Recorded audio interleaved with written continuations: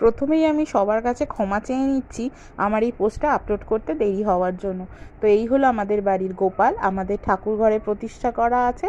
আর সেই সঙ্গে গোপালকে আমরা জন্মাষ্টমীর দিন যথাসাধ্য আমরা চেষ্টা করেছিলাম ভোগ নিবেদন করার জন্য। ফল থেকে শুরু করে শুকনো আটকড়াই ভাজা, মিষ্টি, তালের নাড়ু, মালপোয়া, লুচি, ভাজা, নাড়ু, নারকেল নাড়ু এবং বিভিন্ন যা যা সমস্ত কিছু লাগে, সেই সঙ্গে গোপালের পছন্দের ক্যাডবেরি, লজেন্স, চিপস সমস্ত কিছুই আমরা গোপালকে দিয়েছিলাম প্রসাদ হিসাবে। আর সেই সঙ্গে সমস্ত ভগবানকেও নিবেদন করেছিলাম আমরা প্রসাদ। এই হলো আমাদের ঠাকুর ঘরের আমাদের সমস্ত দেবতা এবং দেবদেবীগণ।